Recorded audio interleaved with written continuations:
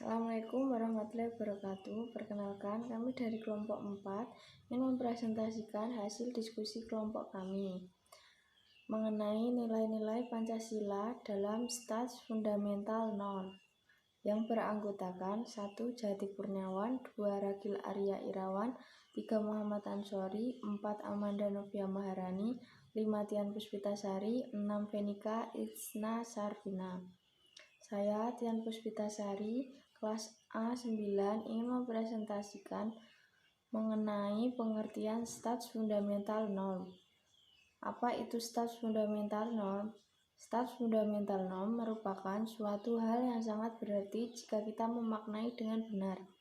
Dalam penjelasannya, secara etimologi, Stats Fundamental Norm berasal dari bahasa Belanda yang terdiri dari Staat, yaitu negara, fundamental yang paling mendasar, dan norm yaitu norma. Jadi, bila diterjemahkan ke dalam bahasa Indonesia adalah pokok kaidah negara yang fundamental. Stats Fundamental Norm adalah norma yang merupakan dasar bagi pembentukan konstitusi atau undang-undang dasar di suatu negara. Persyaratan untuk dapat disebut dengan Stats Fundamental Norm ada dua, yaitu 1. Syarat formil bahwa Stats Fundamental Norm harus dibentuk oleh pembentuk negara. 2. Syarat selanjutnya bahwa Stats Fundamental Norm isinya harus memuat tujuan negara, asas politik, falsafah negara, dan merupakan sumber hukum bagi UUD 1945. Pancasila dan UUD 1945 sebagai Stats Fundamental Norm. Dengan ditetapkannya Pancasila sebagai Stats Fundamental Norm, maka pembentukan hukum, penerapan, dan pelaksanaannya tidak dapat dilepaskan dari nilai-nilai Pancasila. Menurut Hans Naviax, Stats Fundamental Norm adalah landasan umum dari suatu tatanan hukum undang-undang dasar. Berdasarkan undang-undang dasar, terbentuklah undang-undang yang memberikan wewenang untuk membentuk suatu peraturan. Dalam teorinya, Die Theorie vom Verordnung der Rechtsnormen menyatakan bahwa norma hukum negara manapun selalu dan akan bersumberkan pada norma yang lebih tinggi hingga sampai pada norma hukum negara tertinggi yang disebut atau dikenal sebagai norma dasar negara atau Stats Fundamental Norm. Struktur hierarki tata hukum Indonesia menurut Naviax: 1. Stats Fundamental Norm, 2. Staatsgrondgesetz, 3. Formel Gesetz atau undang-undang formal, 4. Verordnung en Autonomes Satzung. Menurut Hans Kelsen termasuk dalam solen kategori sehingga hukum haruslah berwujud suatu nilai yang idealisme yang seharusnya ditaati oleh setiap orang. Kelsen mengatakan bahwa norma yang tertinggi dalam kesatuan tata hukum negara dinamakan Grundnormen. Teori Stufenbau adalah teori mengenai sistem hukum oleh Hans Kelsen.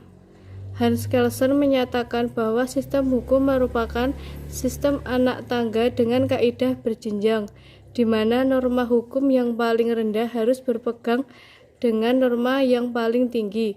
Menurut Kelsen, norma hukum yang paling mendasar berbentuk tidak konkret. Stats Fundamental Norm. Pancasila merupakan sumber dari segala sumber hukum di Indonesia. Dan Pancasila ini terletak paling atas di konstitusi kita, yang berarti di atas Undang-Undang Dasar Negara Republik Indonesia tahun 1945. Kedudukan Pancasila sebagai sumber dari segala sumber hukum ditegaskan lagi pada pasal 1 pada TAP MPR nomor 3 tahun 2000. Pada pasal 1 menyebutkan bahwa sumber hukum adalah suatu sumber yang dijadikan untuk membuat perundang-undangan lainnya. Dan sumber hukum adalah suatu sumber hukum yang terdiri dari hukum tertulis dan hukum tidak tertulis. Kemudian, sumber hukum dasar nasional adalah Pancasila, sebagaimana disebutkan pada pembukaan UUD 1945. Ketuhanan Yang Maha Esa, Manusia yang adil dan beradab, Persatuan Indonesia, kerakyatan yang dipimpin oleh hikmat, kebijaksanaan, permusyawaratan perwakilan, keadilan sosial bagi seluruh rakyat Indonesia. Dengan adanya TAP MPR ini mempertegas kembali kedudukan Pancasila sebagai sumber dari segala sumber hukum di Indonesia. Dasar negara yang merupakan norma tertinggi yang ada di Indonesia merupakan suatu norma yang tidak dibuat atau dibentuk oleh norma yang lebih tinggi lagi. Tetapi norma dasar ini membentuk suatu dasar dalam pembentukan perundang-undangan di bawahnya. Norma dasar teratas memiliki sifat yang abstrak, di mana hal ini masih bersifat umum, dan semakin ke bawah semakin konkret yang lebih memperjelas dari suatu masalah atau hal. Serta proses ini yang sebelumnya kata-kata seharusnya menjadi suatu hal yang dapat dilakukan. Hierarki tata hukum di Indonesia dimulai dari Stat Fundamental Norm, yaitu Pancasila atau pembukaan UUD 1945. Dan yang kedua adalah Stat Grand Gazette yang berisi batang tubuh UUD 1945 dan TAP MPR dan Konvensi Ketatanegaraan, undang-undang. Dan yang keempat adalah Verordnung and Autonomous Satzung. Dalam hal ini secara hierarki merupakan suatu peraturan yang dimulai dari peraturan pemerintah hingga keputusan bupati atau wali kota. Pancasila sebagai sumber dari segala sumber hukum. Secara teoritis, sumber hukum terdiri dari dua, yaitu sumber hukum material dan formil. Sumber hukum formil ini merupakan suatu sumber hukum yang dijadikan untuk mencari kekuatan hukum yang ada. Sedangkan hukum material adalah suatu hukum yang dijadikan bahan untuk membuat perundang-undangan di bawahnya. Pancasila juga dapat disebut sebagai cita hukum, yang merupakan bintang pemandu. Dalam posisi ini, pembentukan hukum positif harus ditujukan untuk mencapai ide-ide yang ada dalam Pancasila. Sebagai akibat dari Pancasila sebagai Stat Fundamental Norm, maka pembentukan, pelaksanaan suatu peraturan perundang-undangan harus sesuai dengan Pancasila. Ini memiliki dua fungsi, yaitu yang pertama regulatif dan yang kedua adalah konstitutif. Regulatif, hal ini merupakan tolak ukur untuk menilai hukum positif itu adil atau tidak. Sedangkan konstitutif ini untuk menilai hukum ini maknanya sebagai suatu hukum.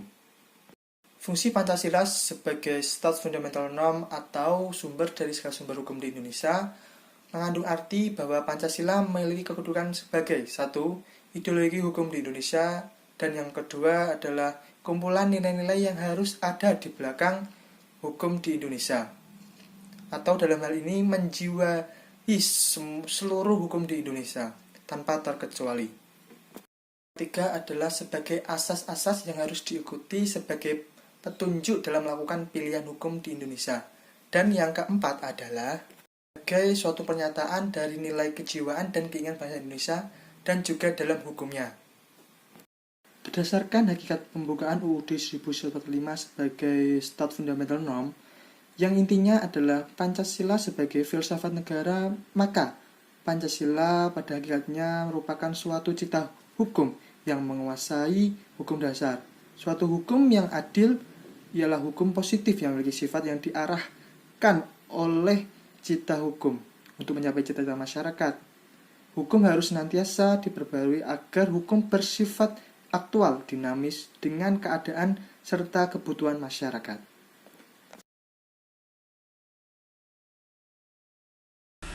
Assalamualaikum warahmatullahi wabarakatuh. Saya Jati Kurniawan akan menjelaskan tentang nilai-nilai Pancasila yang terkandung dalam Stat Fundamental Norm. Yang pertama, nilai dasar. Pada nilai dasar tersebut merupakan esensi dari nilai-nilai Pancasila yang bersifat universal, sehingga dalam dasar tersebut terkandung cita-cita, tujuan, serta nilai yang baik dan benar. Pada nilai dasar tertuang dalam pembukaan UUD 1945, karena pembukaan UUD 1945 berkedudukan sebagai suatu norma dasar yang merupakan tertib hukum tertinggi.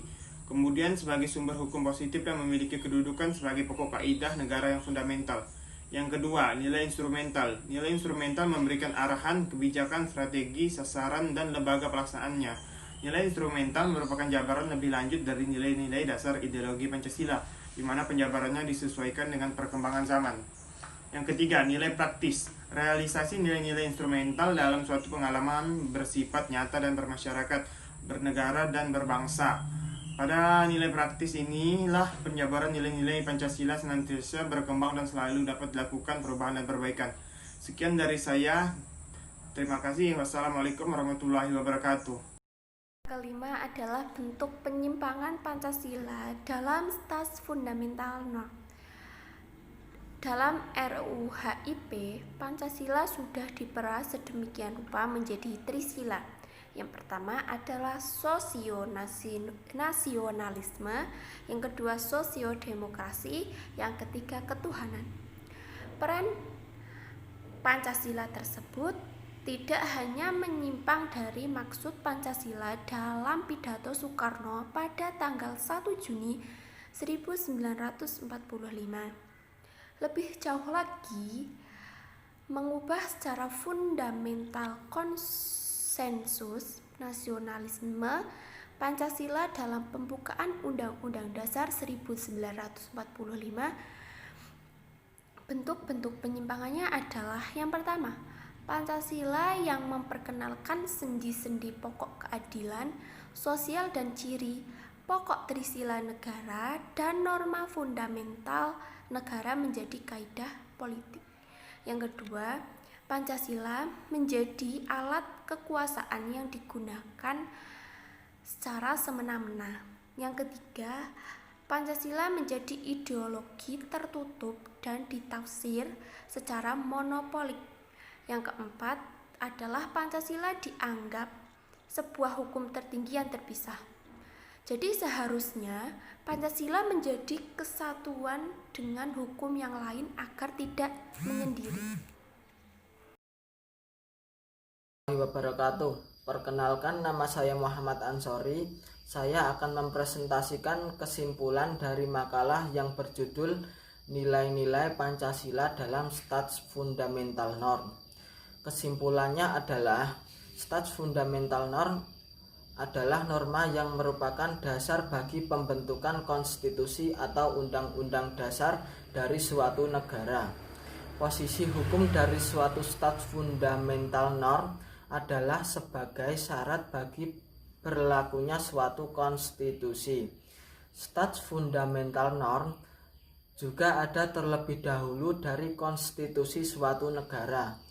Pancasila dalam posisinya sebagai sumber semua sumber hukum atau sebagai sumber hukum dasar nasional berada di atas konstitusi. Artinya, Pancasila berada di atas Undang-Undang Dasar tahun 1945. Jika Undang-Undang Dasar tahun 1945 merupakan konstitusi negara, maka Pancasila adalah kaidah pokok negara yang fundamental atau Stats Fundamental Norm. Pancasila harus dijadikan jiwa bangsa Indonesia dalam kehidupan berbangsa dan bernegara, terutama dalam pengembangan Pancasila sebagai ideologi terbuka. Terdapat nilai-nilai yang terkandung dalam Pancasila sebagai ideologi terbuka antara lain nilai dasar, nilai instrumental, dan nilai praktis. Demikian presentasi dari kami. Jika ada kekurangan, mohon maaf. Wassalamualaikum warahmatullahi wabarakatuh.